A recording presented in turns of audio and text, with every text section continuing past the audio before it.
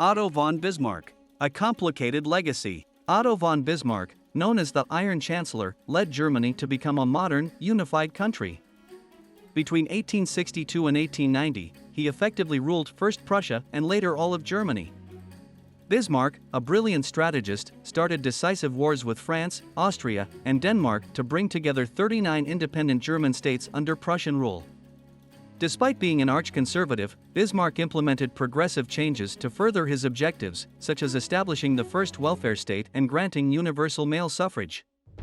He manipulated European rivalries to make Germany a world power, but in doing so laid the groundwork for both world wars. Guys, there is a small reminder.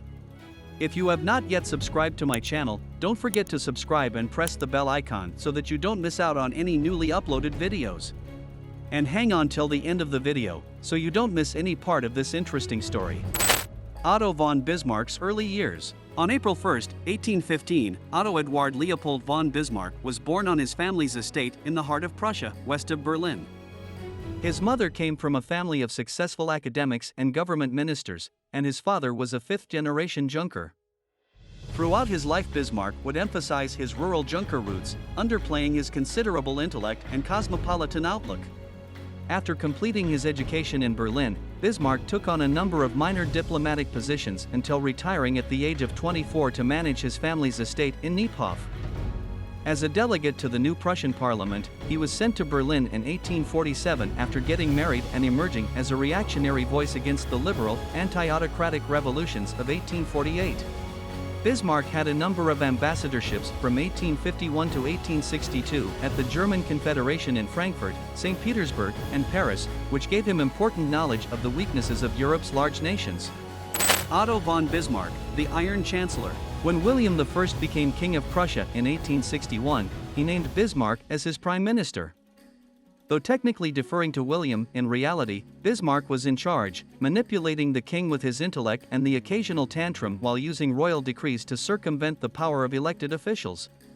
The series of conflicts that would make Prussia the most powerful country in Europe was launched by Bismarck in 1864.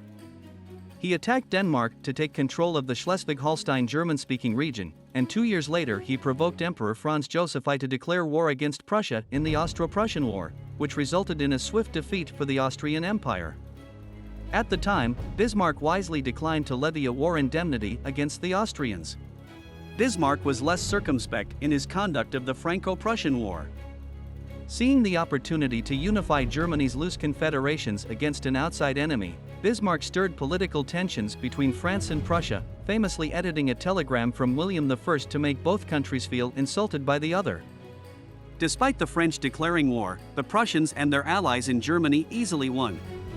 In a grave insult to France, Prussia imposed an indemnity, annexed the French border provinces of Lorraine and Alsace, and crowned William as Emperor of a united Germany in Versailles Hall of Mirrors. Otto von Bismarck, Kulturkampf, welfare state, empire. After Germany had been united, Bismarck and William I focused on strengthening their domestic power by putting parochial schools under government control and removing the Jesuits. Bismarck conducted a Kulturkampf against Catholics, who made up 36% of Germany's population, for the majority of the 1870s. In 1878, Bismarck relented, allying with the Catholics against the growing socialist threat. To defeat the socialists, Bismarck put aside his conservative impulses in the 1880s and established Europe's first modern welfare state, establishing universal healthcare, accident insurance, and old age pensions.